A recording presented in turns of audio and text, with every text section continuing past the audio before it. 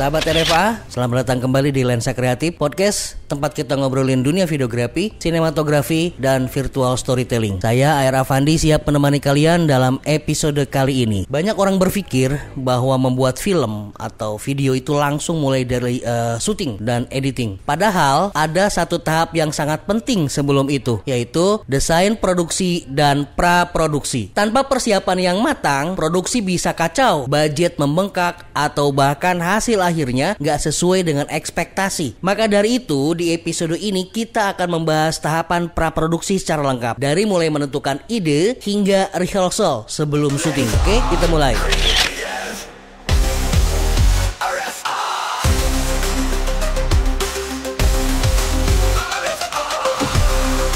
Desain produksi adalah proses perencanaan visual dan teknis yang mencakup seluruh aspek estetika dan produksi dalam pembuatan video atau film. Ini mencakup berbagai elemen seperti yang pertama adalah konseptualisasi, di mana kita mengembangkan ide, tema, dan gaya visual yang akan digunakan dalam video atau film. Kemudian kita juga menentukan desain set dan lokasi, menentukan latar, properti, dan elemen-elemen visual lainnya yang mendukung narasi. Kemudian kita juga mendesain karakter dan kostum, merancang tampilan karakter melalui pakaian, tata rias, dan aksesoris yang sesuai dengan cerita dan suasana film. Selanjutnya adalah sinematografi, di mana kita menentukan komposisi gambar, pencahayaan, warna, pergerakan kamera untuk menciptakan suasana yang diinginkan. Kita juga membuat storyboard, membuat sketsa atau ilustrasi adegan. Ilustrasi adegan-adegan ini penting untuk memvisualisasikan alur cerita sebelum produksi. Selain itu kita juga harus memperhatikan sound design atau desain suara. Bagaimana kita mengatur efek suara, musik, dan dialog agar mendukung atmosfer film. Post production termasuk editing, di dalamnya ada color grading, efek visual, dan finalisasi audio untuk memastikan video atau film memiliki kualitas terbaik. Singkatnya, desain produksi memastikan bahwa setiap elemen visual dan teknis dalam film bekerja secara harmonis untuk menyampaikan cerita secara efektif dan estetis. Sebagai seseorang yang berkecimpung di dunia film, menurutmu apakah ada aspek desain produksi yang menurutmu paling penting atau sering menjadi tantangan dalam proyek-proyekmu?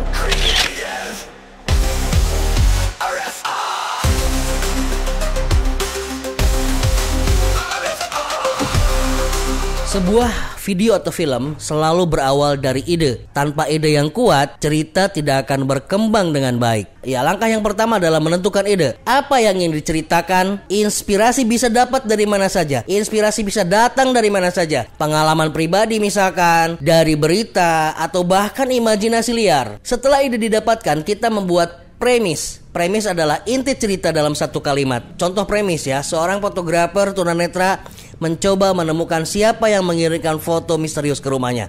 Itu contoh premis. Setelah premis dibuat, kita lanjut dikembangkan menjadi sebuah logline. Logline adalah ringkasan cerita yang lebih menarik dan menjual. Contohnya dari premis yang tadi sudah kita buat, maka logline-nya akan menjadi di sebuah kota kecil, seorang fotografer tunanetra menerima kiriman foto yang mengungkap misteri kelam masa lalunya. Langkah selanjutnya setelah membuat logline, kita menentukan atau membuat sinopsis. Logline yang tadi sudah kita buat, kita kembangkan menjadi sebuah sinopsis. Sinopsis adalah ringkasan cerita yang lebih panjang, mencakup awal, tengah, dan akhir. Dari sinopsis ini kita kembangkan lagi menjadi sebuah treatment. Treatment ini adalah pengembangan cerita lebih detail sebelum masuk ke skenario. Atau dengan kata lain, treatment ini adalah sebuah kerangka skenario. Di dalamnya berisi karakter utama, konflik utama, serta gambaran adegan secara umum dari mulai awal sampai akhir. Semakin kuat pondasi cerita, semakin mudah proses produksinya nanti.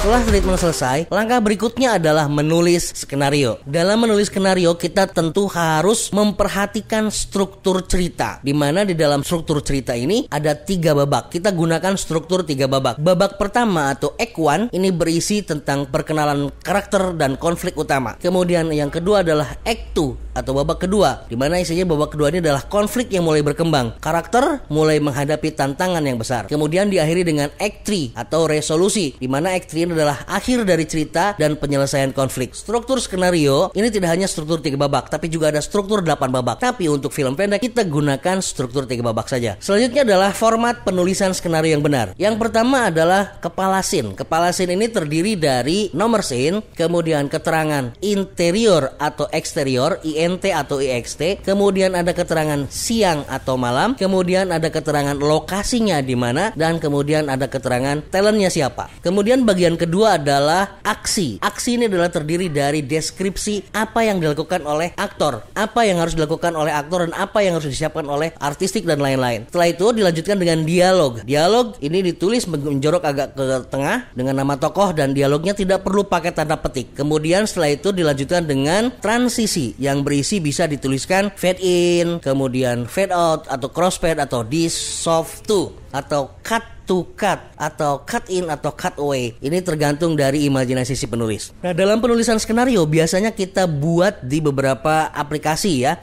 Ada aplikasi Final Draft, software profesional untuk skenario. Ada juga CellX, ini juga sebuah aplikasi yang gratis yang mudah digunakan. Tulis skenario dengan visual yang jelas, jangan terlalu banyak deskripsi yang tidak perlu.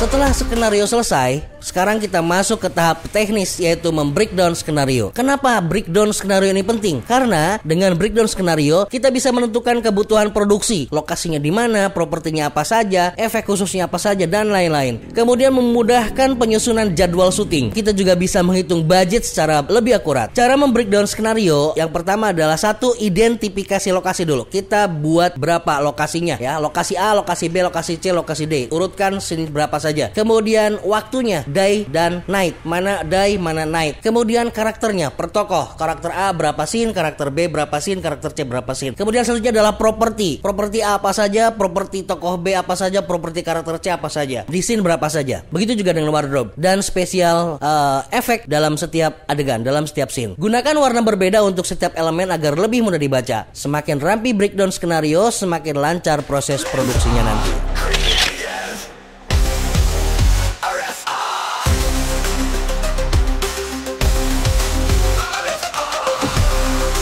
Setelah membreakdown skenario, kita lanjutkan dengan budgeting atau menghitung biaya produksi. Budget adalah salah satu faktor penentu apakah proyek bisa berjalan atau tidak. Komponen budgeting diantaranya pertama adalah talent and crew atau manpower, istilah saya bilang ya. Talent and crew ini harus dibayar, bayaran atau kompensasi kru yang harus diberikan pada saat produksi syuting. Kemudian selain talent dan kru, kita juga memperhatikan sewa alat ya, peralatan, sewa kamera, sewa lensa, lighting, audio, dan lain-lain. Kemudian lokasi dan perizinan, memperkirakan, membudgetkan biaya sewa lokasi dan perizinannya. Selanjutnya adalah transportasi dan konsumsi. Ini untuk kru dan talent ya. Dianggarkan juga berapa transportasi selama syuting dan konsumsi selama syuting. Terakhir, jangan lupa kita juga menganggarkan post production yang kadang-kadang sering dilupakan. Kita juga anggarkan biaya post production, yaitu editing, color grading, sound mixing, dan distribusi tentunya. Buat budget cadangan minimal 10-20% untuk keperluan tak terduga.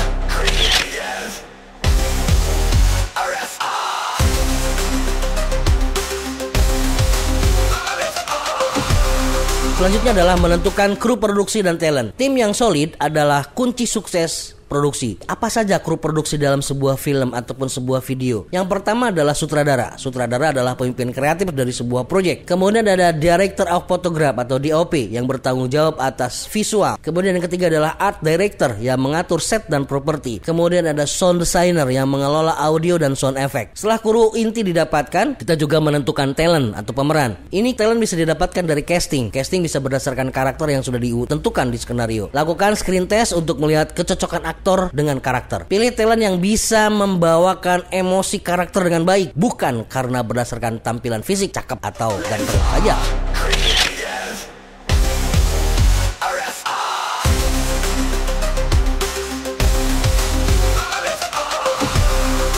Kemudian setelah talent didapatkan, kita lanjut ke proses berikutnya adalah reading, blocking, scouting, recce, dan rehearsal. Setelah semuanya siap, kita masuk ke tahap final sebelum produksi. Yang pertama adalah reading dan blocking. Reading adalah di mana sutradara dan aktor membaca skenario bersama-sama untuk memahami karakter dan memahami jalan cerita. Kemudian blocking. Blocking adalah mengatur pergerakan aktor dalam adegan. Blocking ada dua, ada blocking karakter, ada juga blocking kamera. Kemudian ada scouting location dan recce, di mana scouting location ini adalah mencari lokasi yang sesuai dengan skenario. video. Kemudian dilanjutkan dengan reki, mengecek teknis lokasi, pencahayanya seperti apa, aksesnya mudah atau tidak, izinnya bisa atau tidak, dan lain-lain. Dan terakhir adalah rehearsal atau latihan sebelum syuting. Latihan adegan-adegan penting agar saat syuting lebih lancar. Kemudian simulasi cahaya dan kamera untuk memastikan semuanya sudah siap. Jangan anggap sepele latihan rehearsal. Ini bisa menghemat banyak waktu pada saat syuting agar tidak diulang-ulang. Film yang hebat tidak hanya ditentukan oleh syuting dan editing, tapi juga oleh persiapan yang matang. Semakin baik praproduksi, semakin besar peluang suksesnya.